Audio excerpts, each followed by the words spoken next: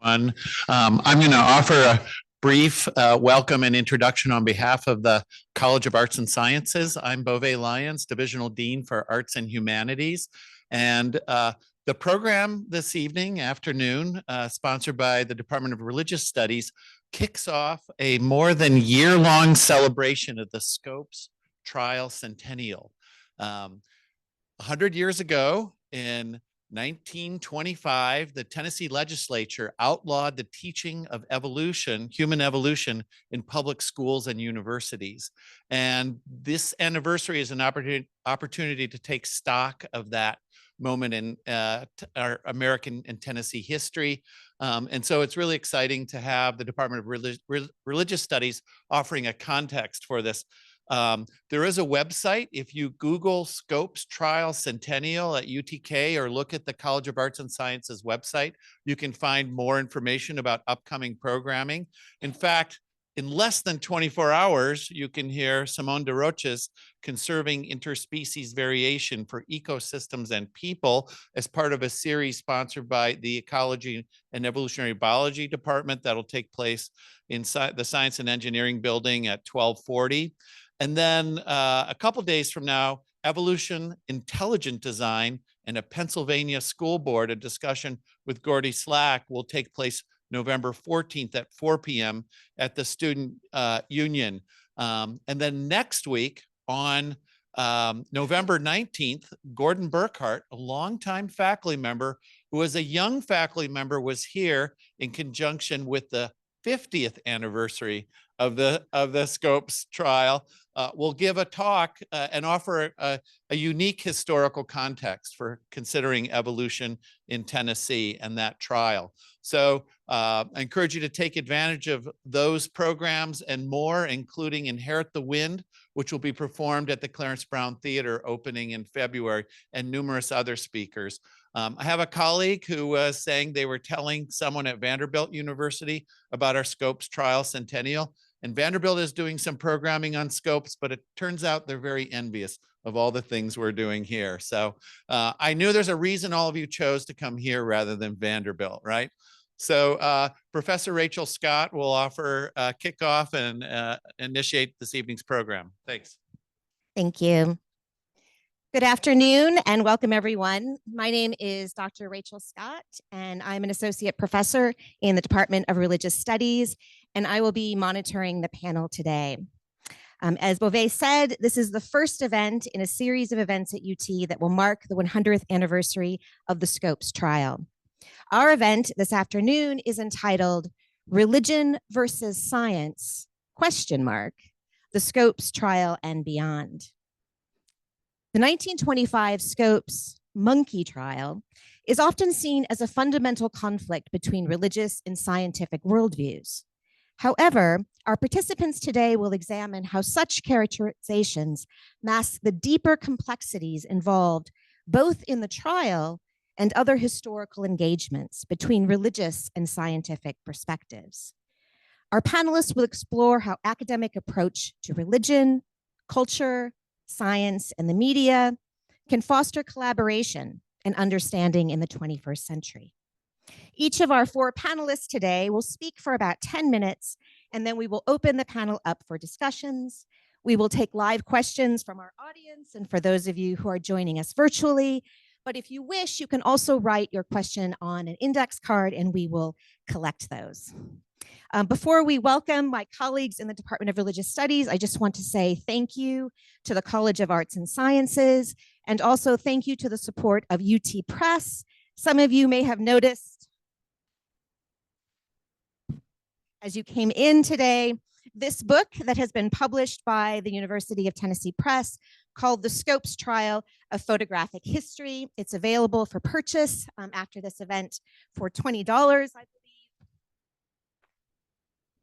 and is also available online. Okay. So without further ado, please help me to welcome my colleagues from the Department of Religious Studies, Dr. David Kline, Dr. Joseph Witt, Dr. Megan Bryson, and Dr. Erin Darby. And we will begin with Dr. David Kline, senior lecturer in the department, whose presentation is entitled scopes, religion versus science, and the mass media. Thank you, Rachel. Can everyone hear me? Yeah. It's very, very nice to see so many people here, especially students. So we're very excited to present this material to you. And hello, everyone out there in cyberspace as well. In the popular interpretation of the Scopes monkey trial, emphasis is usually placed on the opposition between William Jennings Bryan as the biblical fundamentalist and Clarence Darrow as the agnostic defender of science, and on the outcome of the trial itself, which upheld the Butler Act and its prohibition of the teaching of the theory of evolution in Tennessee public schools. So in this popular account, the trial is framed as religion versus science, representing the incompatibility of fundamentalist religion with the modern perspective of scientific and secular inquiry. While the ideological opposition between Bryan and Darrow is an interesting topic, my interest in Scopes, in the Scopes monkey trial, has to do with its place in a radically changing 20th century landscape of media technology, one that will eventually come to dominate approaches to both religion and science alike. What I'm interested in is the trial's delivery and distribution to the broader American public via the media, which is to say, I'm also interested in how the very idea that there is an opposition between religion and science is distributed and disseminated to the masses in the modern world. So how exactly did this trial, which took place in little old Dayton, Tennessee, how did it become such a sensation across all of America? How does the perceived opposition between religion and science, as represented in Scopes, but also as something that has sustained its presence in American politics and education via other discourses of contestation, so religion and sexuality and gender, religion and abortion, religion and law, etc. How do these things actually enter into the psychic consciousness of the world as an object of concern? Why do our politicians care about this stuff so much? Why does the ante seem to keep going up and up? Why do we care? The general answer to these questions is the media. We care about Scopes for the same reason Plato cares about Atlantis in the Republic. He's heard tell of it. We, the general public, know about the trial and understand it in the ways we do because the media told us about it. We know the trial as the monkey trial because this is a designation invented by the media. And in its own historical context, Scopes becomes a cultural object of discourse not only through the newspapers, pamphlets, photographs, and newsreels that describe the trial and opined about it, but also through a new emergent technology that would prove essential to a changing American political and cultural landscape. The Scopes monkey trial was the first trial in American history to be broadcast over the radio in real time. Experiencing the trial via radio was a totally new kind of experience, one that surpassed the more familiar experiences of reading about the event in the newspaper or seeing a photograph of it days or weeks after the fact. Never before had a person been able to experience an event in real time from such a physical distance, totally removed from the actual event itself, yet intimately linked to it through the magical and invisible wonder of radio waves that delivered the trial into the presence of people who otherwise would have no local proximity to it. In the radio broadcast, Bryan and Darrow, the little town of Dayton, John Scopes, evolution, Bible, and gavel, science, religion, and law were inextricably bound together through their broadcast as they were delivered to a larger public over a greater distance and at a greater speed than could have ever been imagined before. Scopes is produced by the mass media as a particular set of discourses, as religion versus science, as Bryan versus Darrow, as the backward South versus the progressive North, as the battle over the soul of a nation, and so on. As a discourse of mass media, the actual content of the Scopes trial, religion, science, law, education, Bible, These things are transformed into a media object that far exceeds the actual particularities of the legal case and becomes a bottomless ground of ideological chatter that essentially evaporates the actual event into the ether of a million different representations. This, of course, is not new.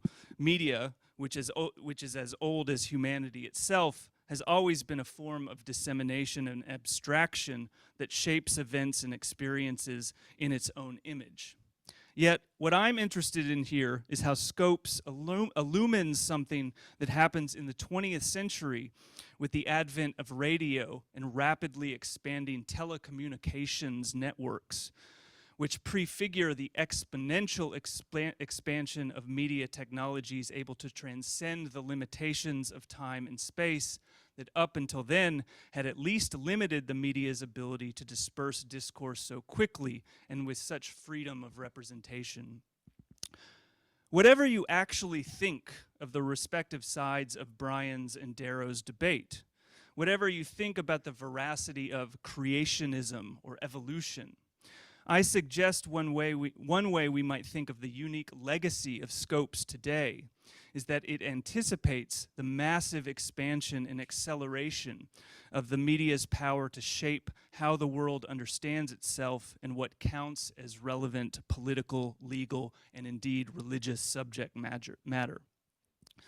What the radio broadcasts of the Scopes trial and its mass cultural representations reflect is a new way of producing reality, a new way of producing both religion and science as essentially vacuous categories that can be made into anything the media wants.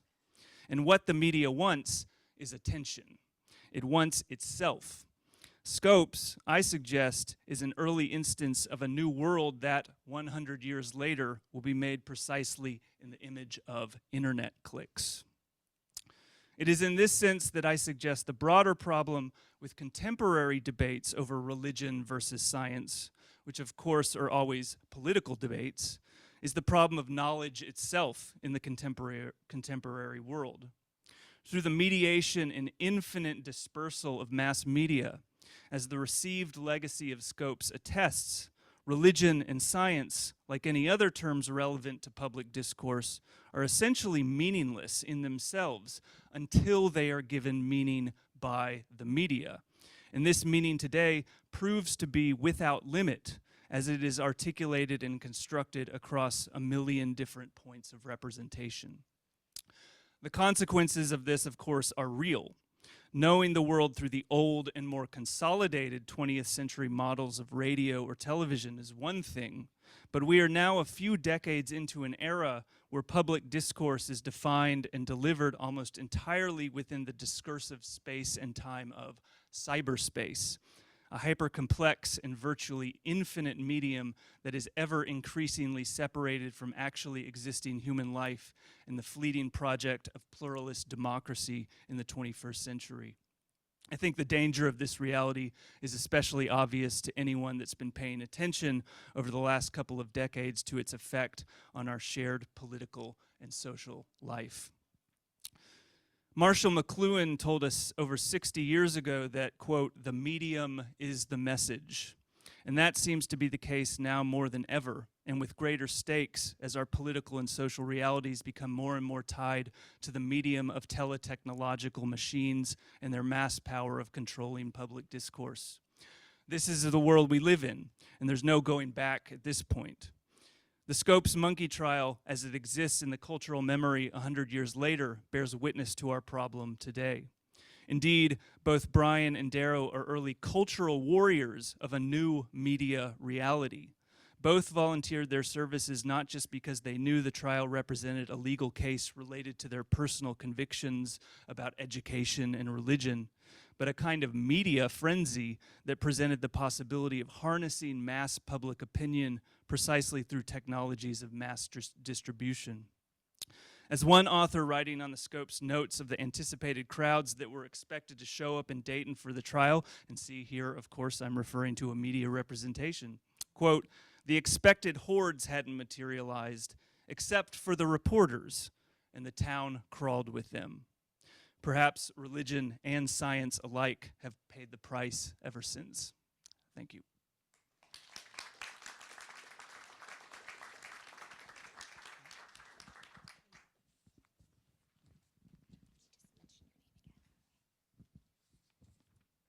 Thank you so much, David. So our next speaker is Dr. Joseph Witt, Associate Professor in the Department of Religious Studies, and his presentation is entitled, "Have We Ever Been Secular?"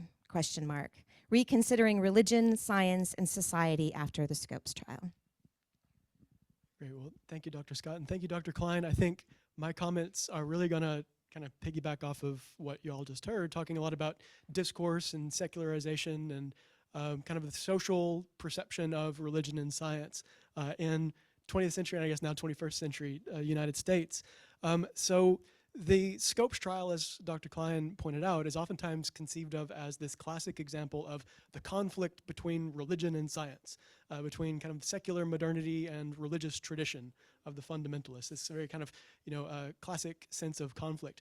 So what I want to go through really quickly in my time today is how has contemporary religious studies theory reconceived of these concepts of religion, science, the secular, in such a way that that kind of characterization doesn't really make sense anymore. And we already heard a great discussion about this, so I'm just going to point to some other theoretical perspectives and kind of see how we might reframe the Scopes trial along these different lines.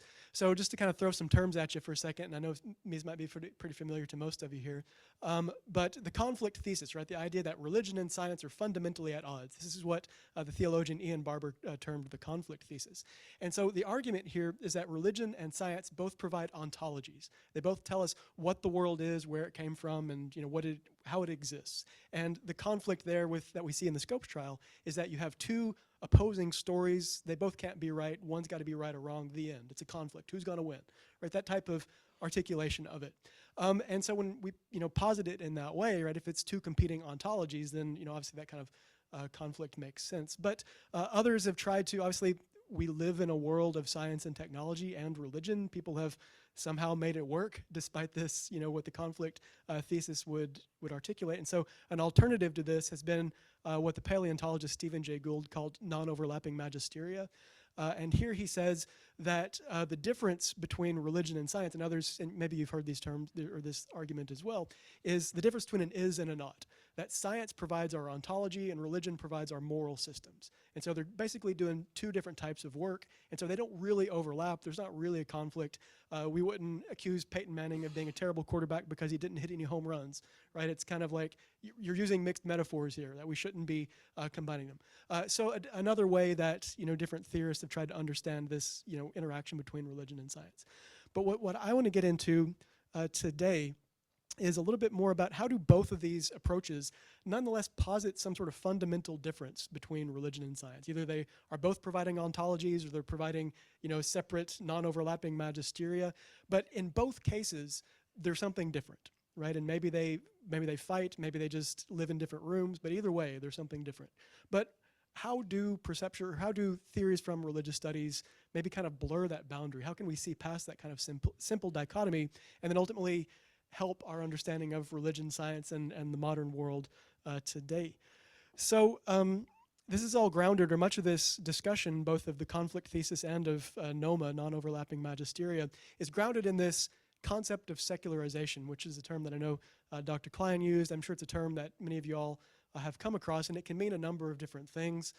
Most basically, it refers to the world, right? Worldliness as the secular, but it can refer to the general removal of religion from the public sphere. This is what the theorist Charles Taylor talks about as the subtraction theory.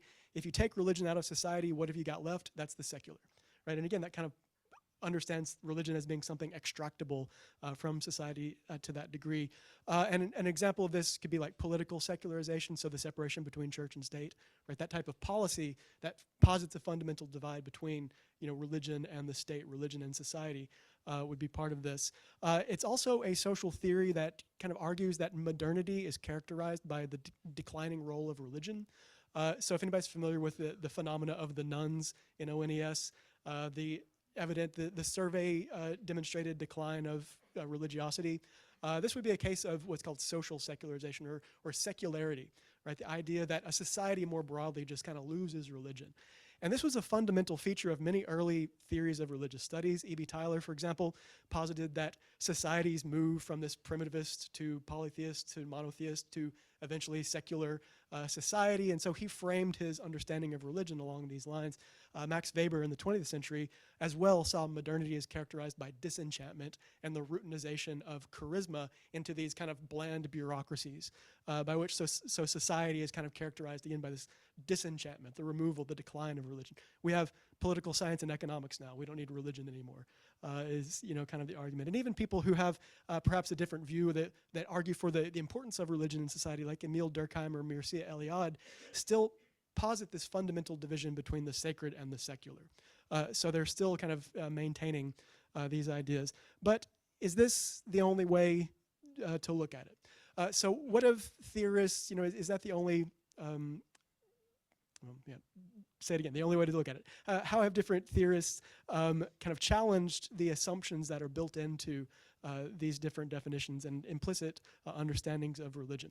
So first off, when we look at these concepts from Tyler, from Weber, from Durkheim, we can note that they're coming from predominantly Protestant historical intellectual backgrounds. And so to what degree then is their understanding of religion shaped by these concepts of, say, like Luther's sola fide, right? So through faith alone are we saved. So do away with works, works don't matter. Instead, the core of authentic religion is in faith, which perhaps later gets defined as a type of belief. And it's personal, it's private, it's individual, right? To what degree is that understanding of religion ultimately kind of feeding into Enlightenment political philosophy that ultimately shapes policies in the United States, the separation of church and state, and concepts like that? So to what degree is this seeming secular understanding of religion also its own type of historically situated product?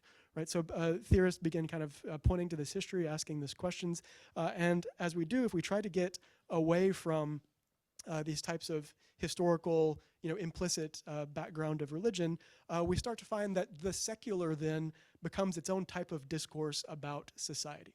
Right? What if instead of religion as being this, the phrase is sui generis, kind of its own type, unique type of entity that's out there in the world some way, we need to find this essential essence that defines all things called religion. What if religion is a word we use for a vast field of phenomena, sometimes overlapping, sometimes not, sometimes collaborating, sometimes conflicting, and so any other or many other arrangements of social phenomena can be understood similarly? Right? So religion is just a word that we give to certain historically characterized and defined phenomena, but they can overlap complexly and interestingly with other phenomena as well. And so the quote from Sabah Mahmood here points out that the secular, it's not the absence of religion, it's its own type of historically situated discourse about religion. And one that, she argues, kind of makes the implicit religion in society invisible. Right? A society like the United States can consider itself to be secular by ignoring the ways that religion has historically and culturally shaped the phenomena that are just kind of taken for granted. Right? So the secular becomes a different type of name for a certain type of religion. And so Mahmoud, people like Talal Asad often point out that it tends to be, say, non-Western cultures that are oftentimes then captured as being within the realm of the religious and not the secular, and this is defined politically as a problem. So Mahmoud and Talal Asad point to Islam, particularly if people are familiar with a lot of the new atheists and the four horsemen of the atheist apocalypse and these folks, they often target Islam as being kind of this non-secular, this oppositional religion that they have real problems with. And for people like Mahmoud and Talal Asad, it's because Islam exists publicly in a way that this kind of notion of secularization kind of rejects. So it's not that Islam is a public religion and the secular is not. It's that Islam is public in a way that challenges the kind of notions of the secular that are built into these cultural understandings of religion. So this kind of ties into some anti and decolonial understandings, trying to kind of root out the colonial background of many of these different religious theories. So beyond understandings of Islam, obviously indigenous religions tap into this. So for people like E.B. Tyler, indigenous religions were characteristic of what he called the primitive. They were fundamentally these types of religions that would not be part of modern secular societies, that would need to be overcome in some way or another. But many indigenous scholars have since obviously pushed back against that.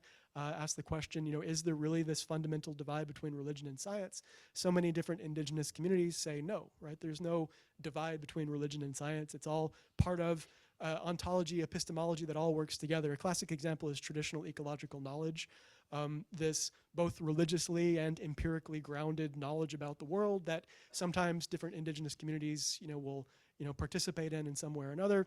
And it's often studied by Western scientists. So for example, medicinal knowledge within the Amazon and things like that. How do you know that this particular plant will cure some sort of disease? Well, sometimes the response is, well, because the plant told me so. This would not be something that modern contemporary science could really appreciate, the idea that the plant would tell you how to use it. But it's more fundamental, more foundational to many of these indigenous cultures that really kind of blur the lines between, again, the sacred and the secular, science and religion, in ways that it's kind of expected in these different articulations. And so ultimately, other contemporary theorists have adopted these ideas as well. And so like the new materialism and other humanities scholars have since pushed back against this divide between the sacred and the secular, religion and science. And so I guess just to really quickly wrap up, I know I'm rambling on here, what does this then have to say about the Scopes trial? Well, it helps us, I think, to reframe what exactly was going on there. Was it a conflict of religion versus science? No, not necessarily. If we take people like Mahmoud and others and how they understand secularization in society, instead what you have is conflicts over control of specific social arrangements. So who has the power to dictate knowledge in a society? Is it the fundamentalists, or is it going to be the ACLU and Clarence Darrow? And so it's not that the fundamentalists were religious that ultimately causes the problem. It's that we have a tension over public rights. Who gets knowledge? And so being able to clarify these moral commitments and where the rubber hits the road beyond these kind of simplistic terms of religion versus science, I think helps us really understand where the actual conflict there is. And this is, I think, maybe more important than ever, right? When we think about an increasingly divisive society, seeing each other as oppositional, seeing each other as enemies precludes the hard work of politics. If we're going to be able to figure out what we have in common, we need to be able to kind of see past these simple dichotomies and divisions. And so hopefully these perspectives that I'm pointing to from religious studies can help us do that, right? Beyond the conflict of science versus religion into what do we have in common for a kind of a modern pluralistic democracy. And two quick caveats, I know, before I wrap up. I'm not arguing that therefore science and religion are the same, that obviously there are still important differences between them. It's not that. It's that these perspectives give us ways to understand the unique overlaps and collaborations and also conflicts that these variously defined, fields of phenomena might ultimately, entail. Also, I'm not arguing that we need to just all agree to disagree or something like that. There are certain moral issues that, as a society, we can't just agree to disagree on. But being able to clarify to each other what exactly are our moral commitments, what are we really agreeing or disagreeing on, is, I think, more important than ever. So, okay, that's it. That's all I want to talk about today. So thank you all.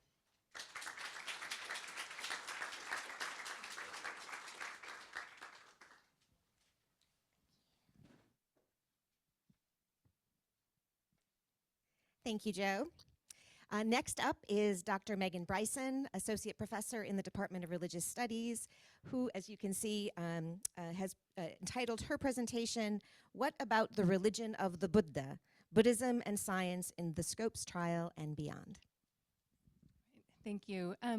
So my presentation picks up on some of what Dr. Witt was just discussing in terms of how concepts of the scientific or the secular are produced. And I'll be focusing on Buddhism as a kind of counter-example to Christianity, because Buddhism is seen as being so compatible with science. What I'm here to do is not determine whether this is in fact true, but to explore how this perception developed and what it has to do with the larger kind of positioning of religion versus science from the Scopes trial. I took the title of this presentation from an exchange that happened during the Scopes trial. My highlighting has disappeared, unfortunately, but I can take you through this. So Clarence Darrow was trying to show that William Jennings Bryan was ignorant of many things related to the world, especially other cultures. And so one of the things Darrow did was sort of quiz Brian on his knowledge of other world religions and cultures. So it came to Buddhism. So Darrow asks, what about the religion of Buddha? And we see Brian replies, I can tell you something about that if you want to know. And then we get this kind of who's on first style dialogue. Buddhism is an agnostic religion. To what? What do you mean by agnostic? I don't know. You don't know what you mean? That's what agnosticism is. I don't know. Haha. Must have been interesting in the courtroom for some of these exchanges. And he then goes on to cite the source of this knowledge, which was a Burmese Buddhist delegation apparently going to an agnostic conference in Italy. Then Mr. Brian continues by explaining more of what he knows about Buddhism. This is a real run-on sentence. I'm gonna go ahead and read through it. So he went over his ship's carpenter and became a Buddhist and has been for about 6 years. And while I waited for the Buddhist priest, I talked to the Englishman and I asked him what was the most important thing in Buddhism. And he said the most important thing was you didn't have to believe to be a Buddhist. So from the Scopes trial, we see this perception that Buddhism was a religion that didn't require belief, that it was agnostic. So this brings me to the two questions that I'm posing here. The first one is, why is Buddhism seen as being compatible with science? And then two, what does it mean for Buddhism to be seen as scientific? Again, setting aside the question of whether Buddhism is in fact compatible with science, which I can say would be almost impossible to answer in any meaningful way. So, to understand why Buddhism is seen as compatible with science takes us back to the 19th century. And we have to consider two contexts. One, Buddhist encounters with colonialism in Asia, and two, Victorians in the West encountering Buddhism there. So on the Asian side, European colonial powers claimed that one of the things they were bringing to colonized areas was modernity. And religion was part of that colonial project and that modernizing project. Christian missionaries presented Christianity as the religion that was most compatible with science and modernity. And they criticized Asian religions, including Buddhism as well as Hinduism, as being incompatible with modernity. In response to this, many Buddhist leaders in Asia, usually monks, responded to these criticisms by arguing that Buddhism was, in fact, a scientific, modern religion. And they reformed Buddhism to become what the anthropologist Gananat Obasikra has called Protestant Buddhism, meaning Buddhism that essentially is remodeled along a Protestant paradigm. So this goes along with what's happening in the West, where people were starting to translate some of the Buddhist scriptures they'd encountered in Asia and circulating those.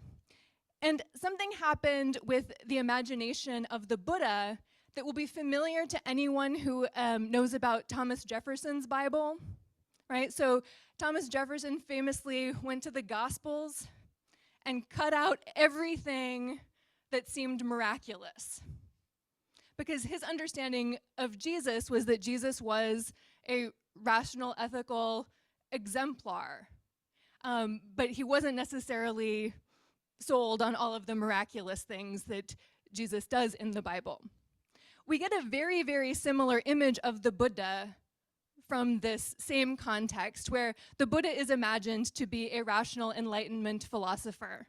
And this remains a really persistent perception of the Buddha. At the same time, because there were so many people in these colonized areas seeing what Buddhists were actually doing in Asia, it didn't seem to align with this image of Buddhism that came out of these translated scriptures. So the conclusion was that people in Asia were getting Buddhism wrong. And they saw lived Buddhism as a degradation of the Buddha's original teachings that were being best appreciated in the West. And I have a couple of examples to illustrate this from Sri Lanka. The first is Colonel Henry Steele Olcott, that picture ended up quite large in this room.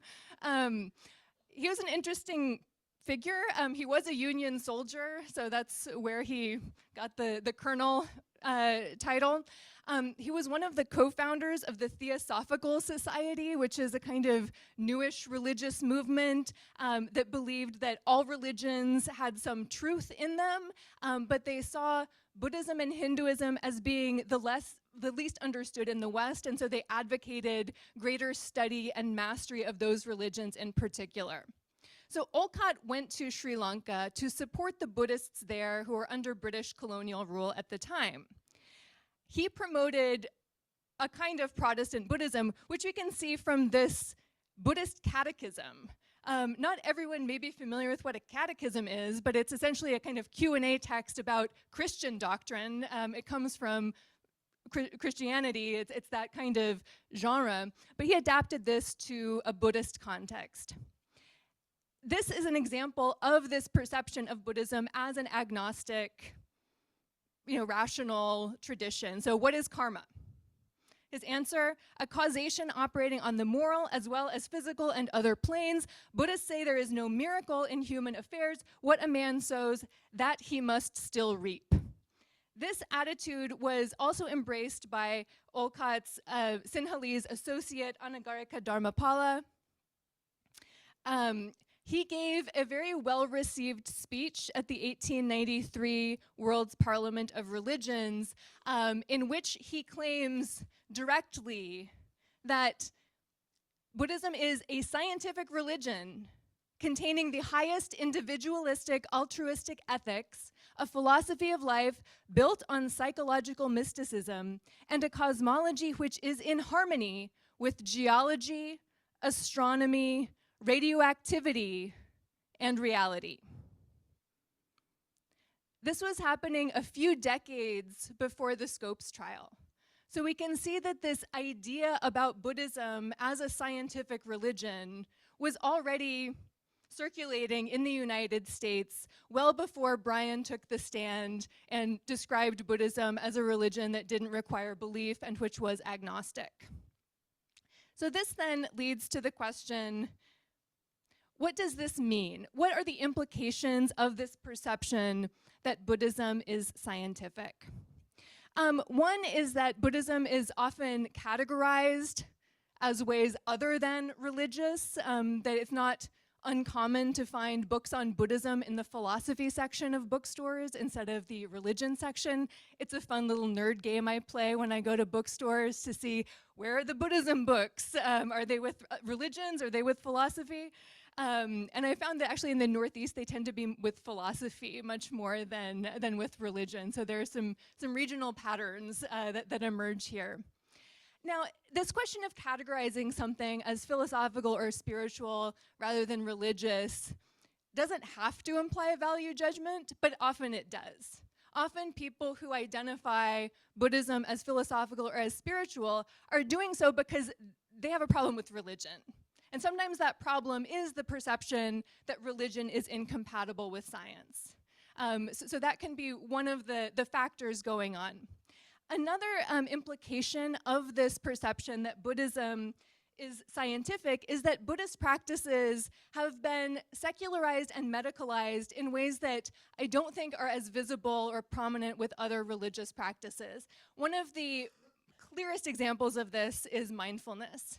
So mindfulness develops as a specific form of meditation and then is adapted into, completely secular context and really stripped of its religious significance. There's also a lot of neuroscientific research being done on the effects of meditation on the brain. So that image I showed before of the man with electrodes all over his head, that was part of one of those research projects. So I am not saying that these processes of secularization or medicalization are inherently harmful or problematic. They've helped a lot of people in a lot of different ways. The issue is that they reinforce a view of Buddhism that leaves a lot out. And so what I'm suggesting is that this focus on Buddhism as scientific and secular ends up marginalizing and obscuring practices that aren't seen as scientific as inauthentic or superstitious. And there are certain patterns that we see with these practices that are left out. They tend to be practices that are traditionally performed by women, and in the United States, they often tend to be practices that are traditionally part of Asian American Buddhist communities. So for example, this is the Buddhist Churches of America, a Pure Land Buddhist organization that models a lot of its services on Christian services and worship spaces, as you can see from this image. So, returning to the Scopes trial, a powerful irony emerges. Brian's view of Buddhism as an agnostic, non-theistic religion developed because of Protestant Buddhist reforms that were responding to missionary claims that Christianity was the most modern, rational, and scientific religion. But the Scopes trial contributed to popular perceptions that Christianity was not, in fact, compatible with science. However, the perception of Buddhism as a scientific religion or even as a secular philosophy remains dominant 100 years later. Thank you.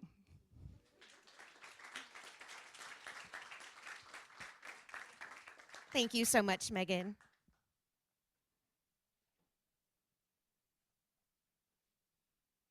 And our final presenter for today is Dr. Erin Darby, Associate Professor in the Department of Religious Studies, and her presentation is entitled Scopes and Jewish Interpretations of the Hebrew Bible. Hey everybody, I'm your last person between you and Q&A, so wake up, friends in the back. Hi, how are you? I see a number of my students here, so be prepared to answer questions if you've had a class with me, or if we've spent some time together. So, in what we're going to talk about, there are a few terms some of you may not be familiar with. I'm going to briefly define them so we can jump right in. You're going to hear me use the term Hebrew Bible rather than Old Testament. This refers to mostly the same collection of literature, though in slightly different orders, but for different communities. So within the context of Judaism, it wouldn't make a lot of sense to call it the Old Testament, because what does Judaism not have? A New Testament, that's correct. Scholars tend to use the term Hebrew Bible because it's descriptive, right? It's describing the majority of the text is, in fact, in the language of Hebrew. If you're within a Jewish community, you may hear the term Tanakh or Torah. So far, so good? Everyone on the same page. Number two, Hebrew. The Bible that we're going to talk about is written in it. So if you've never had a chance to think about where the text came from, or you encounter it in an American bookstore, it is probably not on your mind that the vast majority of what is in the Christian Old Testament or the Hebrew Bible is in fact written in a completely different language. It's in Hebrew, and you're going to see that feature prominently in the people we talk about. There's a small section that's in Aramaic, but most English readers are just sort of not thinking about the fact that when they engage the text, you're engaging it through the lens of a translation. Everyone okay with that? Friends in the back, we're good? All right. Reform, Orthodox, and Conservative Judaism, which I can't even barely begin to get into, but you're going to hear the term, so I want you to understand Judaism is a multiplicity. There are so many different communities. You're going to hear about three movements, and we mention all three of them because they have slightly different relationships to the trial and to the text and to how they live out their Judaism in their communities. If you think of it this way, and this is for friends at home, I'm going to oversimplify, for which forgive me. Reform Judaism is perhaps the most accepting of cultural elements. So Reform congregations sometimes even have organs, sort of like what Dr. Bryson was showing you with Pure Land's Buddhism. They're more likely to have more elements of the place where they're living. Orthodox Judaism is more likely to be very particular about guarding against the influence of cultural elements outside the Jewish community. Conservative Judaism, sort of in the middle. Everyone okay with that? There's a lot more we could say. The point here is that you understand Judaism is multifaceted, and there are lots and lots of different communities here in the US and across the world. All right, finally, you're going to hear the word midrash. When I say midrash, you just think interpretation or commentary on the Bible. Okay? Let's go. So the one thing you will not learn when you come in the spring, as you inevitably will, to watch Inherit the Wind, because of course you want to be good participants in our academic community, you will not hear about Judaism, because it is not mentioned. So we're going to fix that.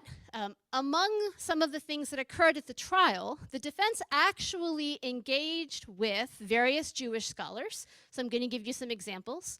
The Jewish community in the US responded in a variety of ways to the trial, which tells you something, I think, interesting about the way Jewish interpretation works that might be different than if you grew up in a Christian community, how some of the interpretation sometimes works in Christianity. So the first person we're going to meet here is Rabbi Louis Ginsburg. There he is. Again, his head is very big. I apologize for the size. So according to his son, who wrote this memoir, Darrow calls Ginsburg before he engages in this line of questioning with Brian on the stand. And you guys can read that. I'm not going to read that to you. And the reason he calls him, hypothetically, is because he wants to ask Brian who Cain and Abel married. Now, for those of you who know the story of Cain and Abel, there are not so many humans yet in Genesis around. And yet, of course, Abel's dead, so sorry, Abel, you don't get to marry anybody. But Cain has a wife. And this becomes an issue about where did Cain's wife come from? Okay, the Bible's not scientific because we don't know where the wife is.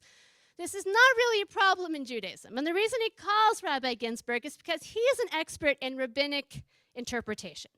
So Jewish scholars have known that this was a problem or an issue or a question all the way back, like for thousands of years. And so there's this school of Jewish interpretation that sees the question and then attempts to create different kinds of answers for where Cain's wife came from. This is what we mean when we say midrash, creative interpretation of the biblical text. This is a very important, interesting difference between the way communities engage the text. Within the context of Judaism, this is not unusual or like it's not considered a problem to add to, interpret, creatively use the text to talk to other parts of the text. In fact, from the very moment the Hebrew Bible was written, and of course the Hebrew Bible, as many of you know, my students over here know, is a library, not a single book. Lots and lots of different scrolls come together over time. From the moment those scrolls start to be collected, people are commenting on the other scrolls. So already in the book of Jonah, it's talking to passages from the book of 1 Kings. Already the middle of Isaiah is commenting on passages from Genesis. So it's always been that way. A tradition, and then a conversation, and then an addition, and then an addition. And that continues all the way up until today. So far, so good? So here's your first person you're going to meet. And what I want you to learn from this little story about Rabbi Ginsburg is, and by the way, he is from the conservative movement, is that within the context of Jewish interpretation, it is additive and iterative. All right, now let's meet another friend. This is Rabbi Herman Rosenwasser, who actually shows up in Dayton at the trial. And what you see here on the picture is the Hebrew of the beginning of Genesis, or in Hebrew it's called Bereshit, named after the first word of the scroll. So in the beginning, God created all of that business. Everyone familiar with generally that story? Yes? So totally different response. Rabbi Rosenwasser argued, and you're going to see some of this in some of my colleagues' responses too, that if we could just translate the Hebrew correctly, it would show that it was completely compatible with this theory of evolution. Now, as you read through these arguments, I will tell you that most modern scholars of Hebrew don't agree with Rabbi Rosenwasser's actual translation of Genesis at all.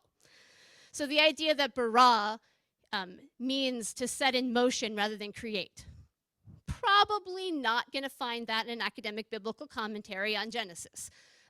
The idea that when it says that the Spirit of God hovers over the surface of the deep, that should really mean God animates the face of the fluid mass. Probably not going to find a lot of scholars today that think that that is the best translation of the Hebrew, but that's not the point.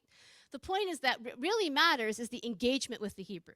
So Rabbi Rosenwasser's approach to this was, again, not to read it in English, but to go back to the Hebrew language and try and plumb the depths of the Hebrew itself to figure out what polyvalent, or even for him, more correct meanings lay in the text. So far, so good?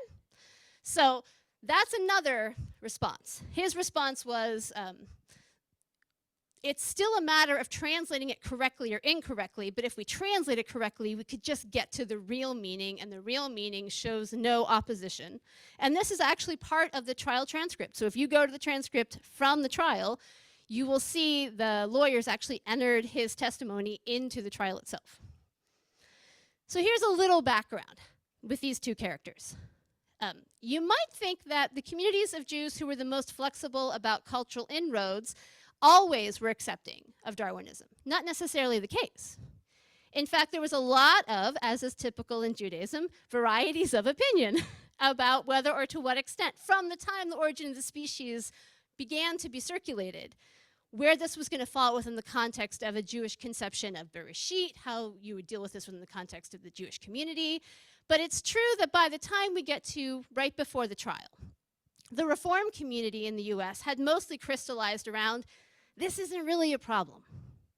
And you can sort of see why, right? If you have a fluid, flexible interpretation of the text that's open to iterations over time, then there's not one meaning necessarily, and that text doesn't have to agree in all of its details with every narrative that comes from science. So for the Reform community, it's really not so much of an issue. What they're really worried about when it comes to the Scopes trial is the imposition of what they saw as a Christian interpretation of the Hebrew scriptures in a public school setting. So that's where most of their time was spent, in the commentary back and forth. They're very concerned because, of course, multiple faith traditions share these texts, that kids who go to public schools would be told that only the Christian way, and a particular Christian way of reading it, was appropriate, or that they wanted it to be read at all in a public setting. So that's where their time is spent. Now, our Orthodox friends provide some different and interesting food for thought. So there's not one consistent way of thinking about it within our Orthodox, American Orthodox movement. And so I'll give you sort of two so you can see the differences of opinion. What Rabbi Leo Jung argued is it's not that Judaism is incompatible with science, but he's worried that the idea that science is vested with more importance or esteem than religion is going to be a problem within the context of Judaism. But this is, I think, an important takeaway here. This is early in the American Orthodox movement. And so Jung is fighting with and among other people in the Jewish community about the identity of what Orthodoxy is going to look like in the US. Evolution and the trial ends up being a sort of sideshow within that larger debate. So sometimes when people take a really firm stand, it's not really about the religion, it's not really about the text, it's really about other sociological forces like what David and Joe were talking about are going on, and the Scopes trial sort of slots into the right place in the right time that it becomes an issue. So ultimately, the Orthodox movement doesn't agree with Jung's argument, they agree with Poole's argument. And Poole basically says, very much like the Reform movement, this is not a problem for us.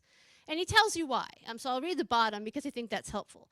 He states that there are eternal religious truths, and it is folly and futile to contort the biblical text in order to force it to read well according to the science of the day, like what Rabbi Rosenwasser did. He didn't like that. Simultaneously, or to distort science in order to make it seem to fit the biblical text better. So from his perspective, and this is, I think, what Joe is talking about, these are sort of two discourses that don't overlap, right? They each have their purview.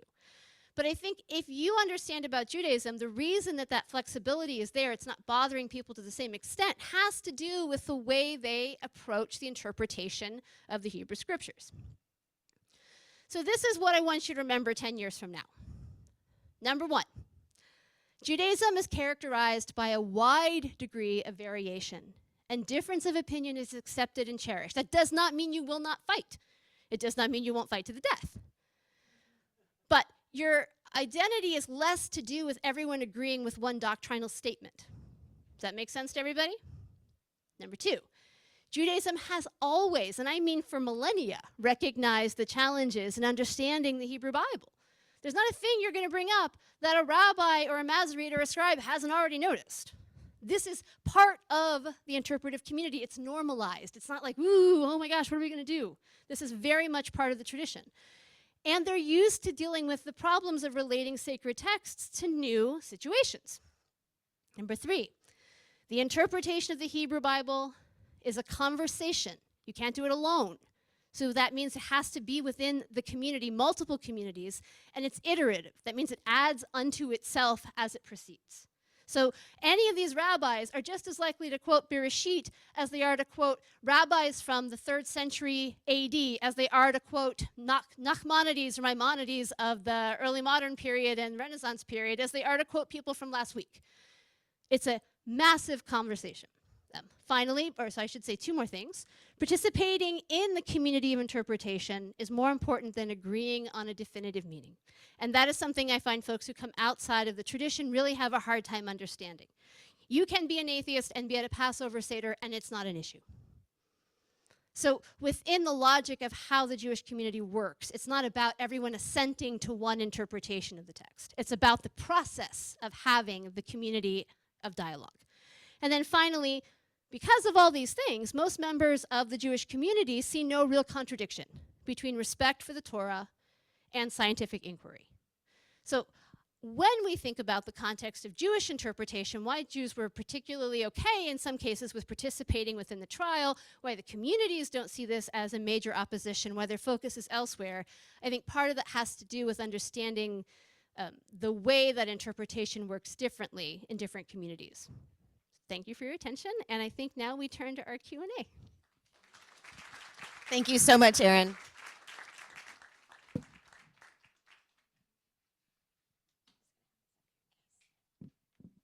Okay, questions?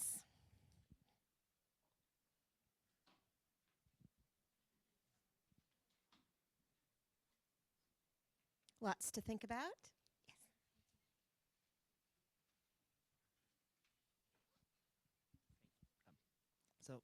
So I guess you would normally phrase this or frame this as kind of a conservative versus liberal thing, right? Conservative on the religion side, liberal on the anti-religion side. But like William Jennings Bryan was this, kind of Bernie Sanders figure in the early 20th century. So, I know his politics is he was sort of against social Darwinism, and that bled into an opposition to Darwinism. And I guess I wonder, is that idiosyncratic to him, or is that something broader in American fundamentalism at the time in American religious life?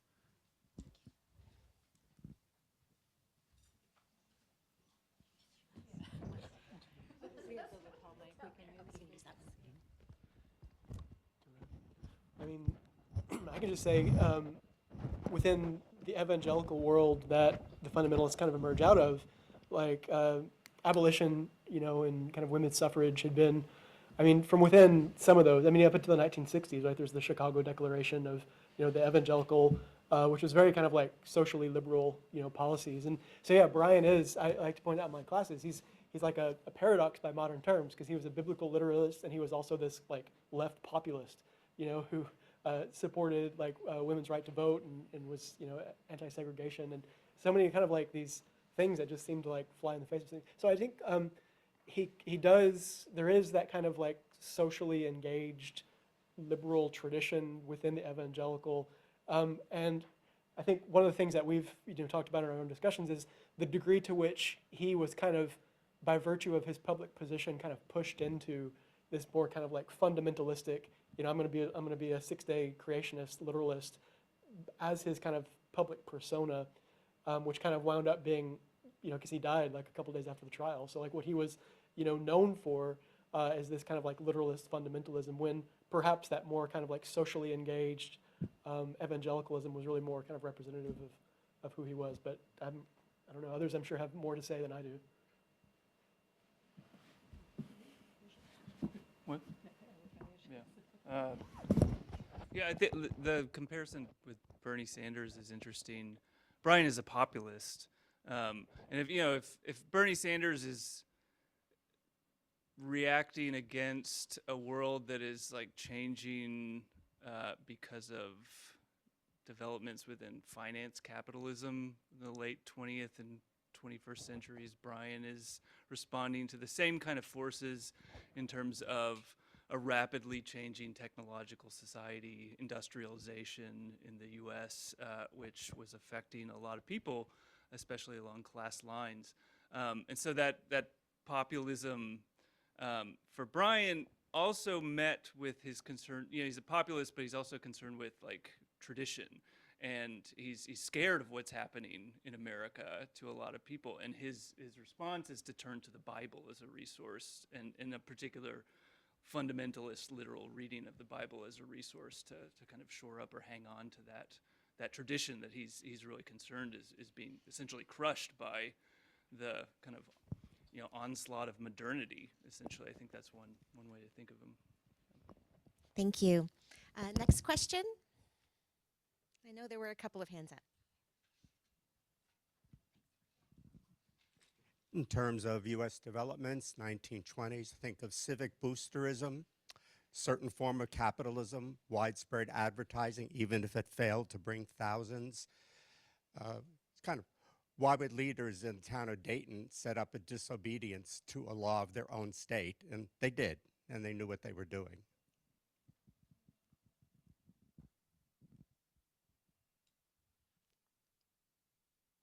Other questions?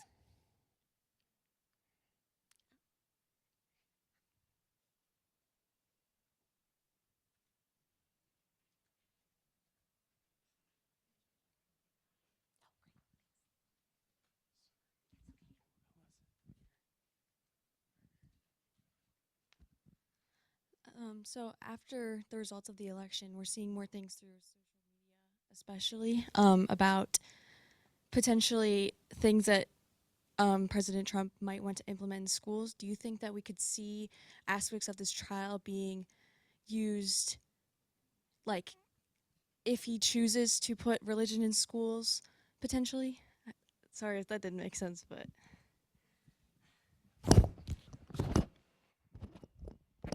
So it's sort of interesting because technically speaking, I will speak for myself and Dr. Naparstik, we work with Knox County school teachers, and we do actually, as a Tennessee state, teach about, not teach religion, teach about religion in our social studies curriculum. And we happen to work with people who very sincerely care about teaching those traditions. Similarly, the state requires that they all be taught the same way with the same approach. So it's not supposed to be teaching theology. That's someone else's job. It's teaching about traditions, right? Because having literacy and religious diversity turns out to matter so that you can work with other humans and be kind and effective and collaborate and be a good citizen. And I do think before the election, we already saw certain states like Oklahoma's the famous one, right, trying to implement a different kind of teaching specifically related to the Bible as opposed to world religious traditions. I think probably you're not going to see that. I would be shocked if you saw it coming down from a central authority, but you may see various states make different decisions. But we also, that's complicated, right? To do that, to teach religion is hard. I think that's a fair thing to say. To teach it well is really a thoughtful, difficult thing. It's also really rewarding, but it's difficult. So sometimes things happen that aren't because anyone told them to, it's because something went wrong, right? And so you may hear about something in the news in a public system not because anyone tried to cause harm, but because this is actually really hard to do well. And then you may have situations where you've got states who take a different approach. I think that will probably come from a state level because it already was prior to the election. And then it does what we do in America, which is deal with the court system, and there will be a whole process for vetting how that matches with the Constitution and what it means to not impede the free exercise of religion, but neither have the state suggest one religion is more appropriate than another. I don't know if that's sort of a great answer, but it's a complex question. It's a good question. I'd like to ask about Buddhism, and specifically if a more traditional form or perception of Buddhism can be restored in the West. I know more traditional forms are still practiced in the East, but specifically in the West, we're seeing greater commercialization with the advent of the internet, more advanced technologies. I've heard the term mindfulness thrown around in recent years. So I'd just like to ask if a sort of restoration or traditional perception can be established. Yeah, thank you for that question. And yeah, there's a book called McMindfulness by Ronald Purser. He's a professor of management. Actually, it's an interesting book that I encourage people to take a look at. I think that one of the issues is that what we might consider traditional Buddhism never went anywhere. It just has to do with the relative level of attention that different forms of Buddhism receive in the mass media, as Dr. Kline was discussing in a slightly different context. And so I think there's been the question of what image of Buddhism has appealed most to frankly, white converts in the United States. And those folks who convert to Buddhism from different religious backgrounds tend to be looking for something different from what they grew up with. And so they might not be as interested to encounter a religious tradition that has hells, heavens, that has devotional practices and ritual that might remind some folks of what they grew up with and weren't happy with. So I think you can look at, it's also, as Buddhism has been in the U.S. for well over a century. It's more complicated now than just this kind of heritage versus convert dichotomy.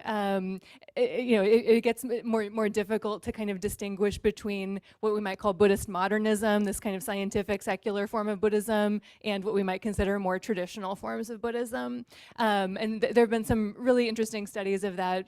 There's a scholar, Chen-Xing Han, who's written about like Asian American Buddhists today and sort of how they understand the tradition in ways that really don't fit these, like, again, kind of simple dichotomies. So you can definitely find, Buddhist practices that aren't as, secularized, scientized. They're around, but there can also be like linguistic challenges in some contexts with that as well. So thank you very much for that question. I hope I answered it.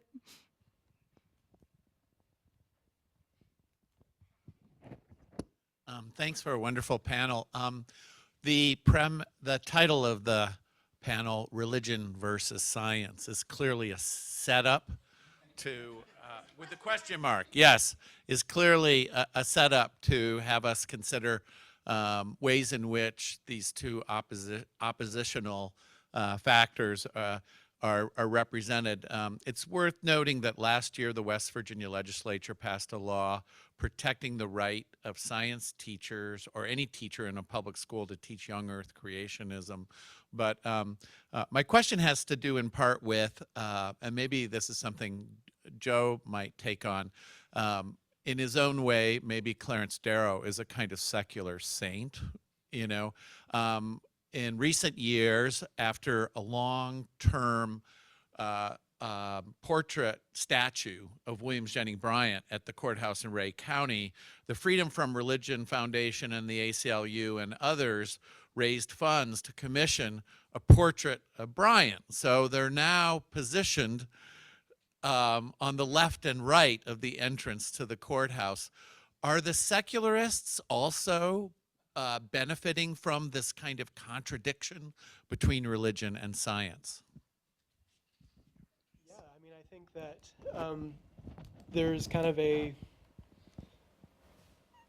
positing that what we're doing is somehow so fundamentally different, and that it's its own understanding of what religion is, to say that we are not that. I think there's a lot. I mean, I think of a lot of things about that case, because another I think good case is with the Church of Satan. Or the Satanic Temple, and how they, as kind of a challenge to like the public portrayal of like the Ten Commandments, they'll put up a statue of Baphomet or something like that. It's almost kind of as like, well, actually, using the law, but also in kind of a playful, like satirical manner. And I wonder if, to a degree, like obviously Darrow is a very different creature, but I wonder if that's part of what's going on. If it's almost kind of like a performance of.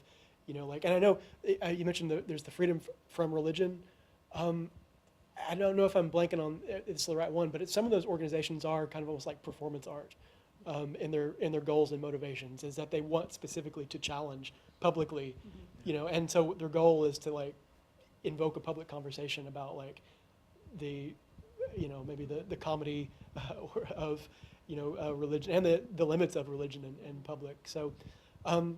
That is a long-winded response, but I think that if we think about like the four horsemen of the atheist apocalypse and those types of people like Dennett and folks like that, they are definitely positing that science is fundamentally different than religion, and science should win, and the world would be better if we could do away with something like religion. But I don't know that everybody necessarily goes with it on that degree. So lots of different ways to respond to that.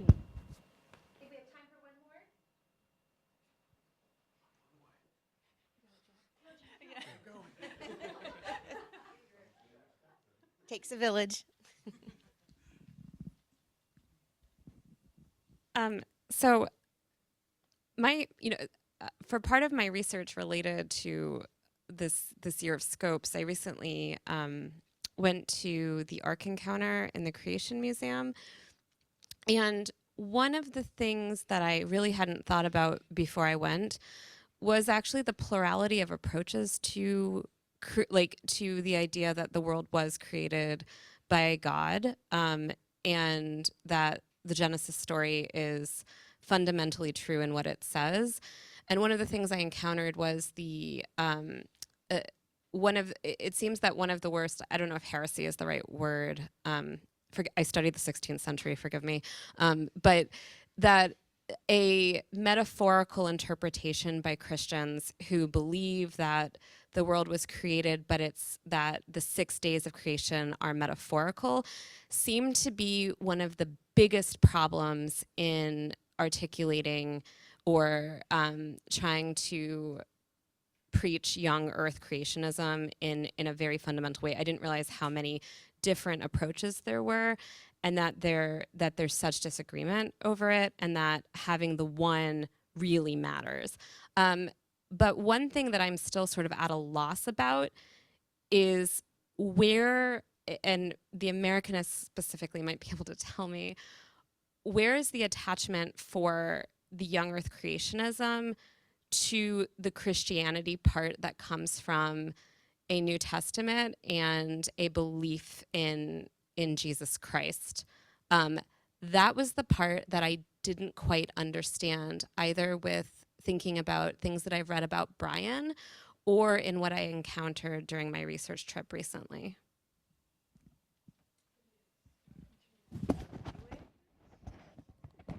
I think it is helpful to start from the perspective that the Hebrew Bible actually has multiple creation accounts. So there isn't one creation account, there are multiple creation accounts. Genesis 1, Genesis 2, 2 and 3, they all have editorial history prior to their placement in Bereshit.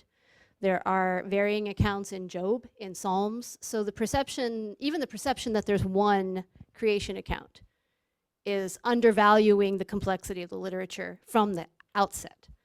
And that's just sort of a sort of issue of like how we study these texts in various kinds of community settings. I think that, it's a good question. I don't know that it comes through, and actually we've got a lot of people from different backgrounds in the room, so it'd be interesting to hear their thoughts too. I think it has to do, especially with a very modern understanding of the way you approach the text of the Bible. That was very important in Christian circles, more so than in Jewish circles. So I don't know that it's refracted through the person of Jesus or the New Testament so much as it was a Christian fundamentalist movement of the 20th century that argued that this is the way, if you're going to be fundamentalist and Christian, you read the text. You read it as a unity, you read it as 100% reflective of actual occurrences and events. That is a very modern way of reading the text, actually. So that itself is grounded in a particular moment. And it's not the way all Christians read the text either. And it hasn't been for a long, long, long time. So, I'd be interested to know what other people thought about the person of Jesus in the New Testament. There are some passages in the New Testament that talk about not adding to or subtracting from. But of course, at the time that those passages were written, the early Jesus movement is still actually venerating the Greek version of the Hebrew Bible. The New Testament isn't even completed yet. So I think this is really a sort of modern American moment, but and I think my colleagues should talk about that, but I did want to point out that part of it is grounded in not actually reading the Hebrew Bible carefully enough to begin with. And when we don't read it carefully, we don't get this sense of the multiplicity, the big tent, the complexity that's actually in the text at the outset. So like there's 2 flood accounts wound together, but if you go to the Ark experience, you're definitely not getting the unclean, clean animal version. You're getting the other version. So just to pivot to take a class in Hebrew Bible, because it's actually like a complex series of literatures that are worth the study, right? They're sort of beautiful and complicated and messy and complex. If you boil them down, you've got it wrong probably, but on the American sort of history side.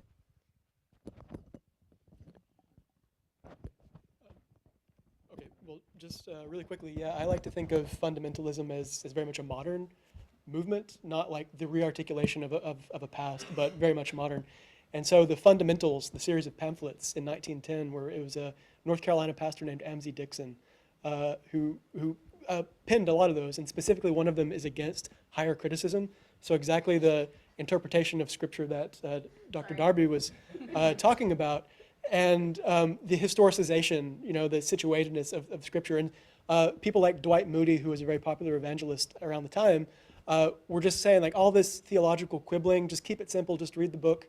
It'll speak to your heart, don't worry about theological problems. And so it was kind of like out of this reaction against like so many different kind of theological debates and historical debates that I think the fundamentalists were pushing back, like all these modern reforms, we don't need it. Just open the Bible, read it. The King James version is the best, and you'll get the right answer just by doing it. That itself is a religion versus science. Like that was Wissenschaft, right? The idea of the adoption of science as critical study of the Bible was considered part of this religion versus science piece. People lost their jobs in seminaries all over the world over exactly what we were just talking about right now.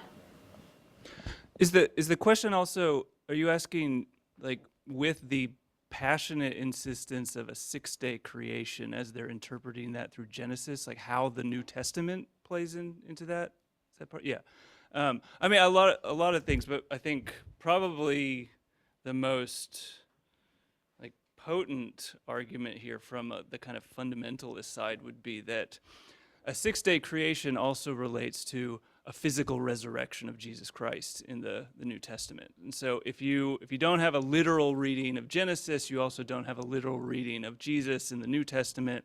Jesus didn't, it's a house of cards that if you take one out, right? If you take 6-day creationism out, if you take Jesus didn't actually turn water into wine out, if you take the physical resurrection and turn it into a symbol, then the whole house of cards falls in terms of their particular way of reading the Bible. So it has to be, you're talking about a unity with both Old Testament and New Testament. There's a lot more to say to that, but I think that's probably the fundamentalist kind of most immediate response. So much. With that, we're going to end our Q&A. Please help me in thanking my fabulous colleagues today. Hopefully they left you with some insights and perhaps some additional questions as well. Thank you.